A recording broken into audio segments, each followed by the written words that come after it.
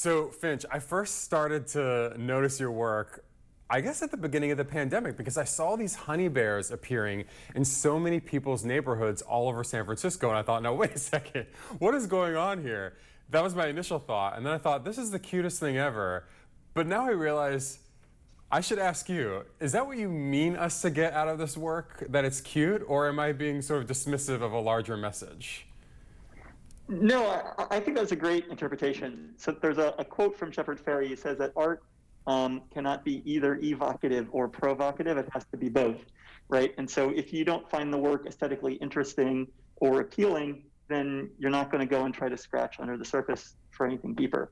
And so if people just get that out of it, then I'm totally fine. I think part of my work is about, reassuring you that it's okay to be happy. It's okay to like something. That is very interesting because as I kind of recall what it was like 8 months ago when the pandemic first started and I started to see your honey bears all over town, that continues to be kind of a strange feeling because it brought happiness in a time where there is a lot of sorrow and just a lot of feeling of anxiety.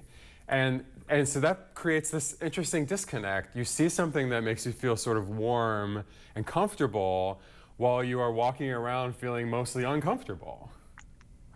Yeah, I was trying to reframe. The initial project I did was trying to get to the boarded up storefronts in some of the major commercial districts. So like along Fillmore Street, for instance. And these were the areas that were the most bustling, that were the most vibrant. And they were now the most depressing because there's just board up after board up after board up.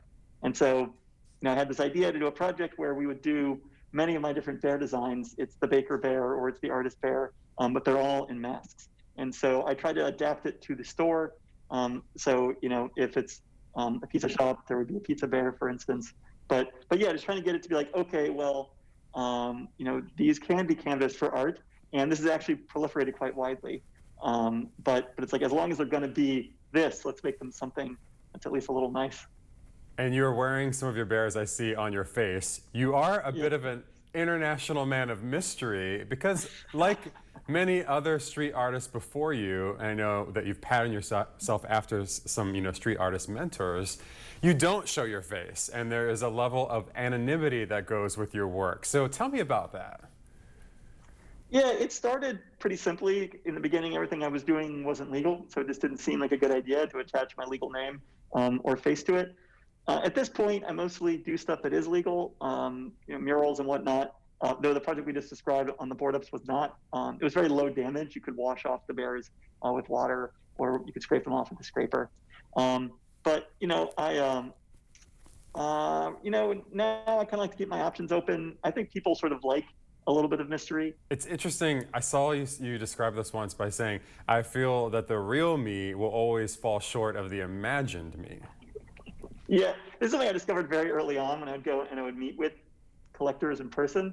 I'm going to someone's house to go for commission, or I'm going to someone's workplace or home for a mural, and they're like, "Oh, I thought you would be insert something in the blank." Like, this is sort of a relatively generic-looking individual, but I'm so much better in your head. Or if you don't like my work, I'm actually so much worse in your head.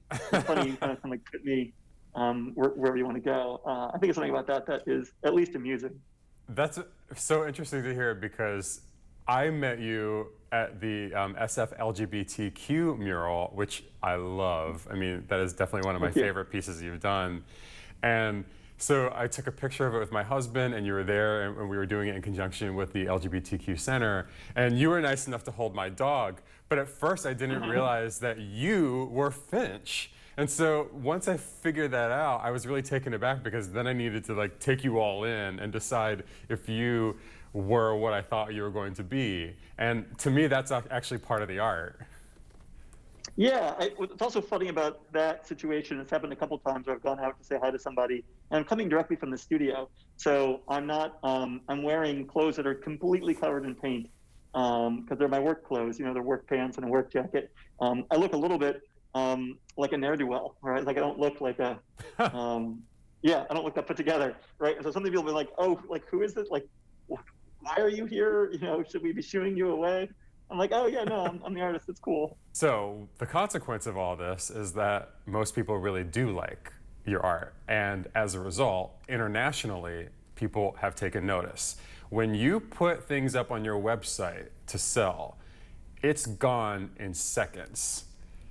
And how has that sort of changed your perception of yourself? Yeah, it's nice that people care about the work. You know, and there's a you know, what's interesting to me is that the work has gotten better over time, but it hasn't gotten that much better. Not in proportion to the interest. And so I think that definitely shows you that like commercial success and artistic skill, you know, are very loosely coupled. Um, you know, and you see this a lot. Sometimes people tell me, oh, well, you know, why do you deserve this when this other artist doesn't have it? I'm like, I don't. Like, let's be very clear. Like, this artist, like, you know, if only the world were fair. It totally isn't. This artist is fantastic, and you know, and I think they deserve, you know, that and more.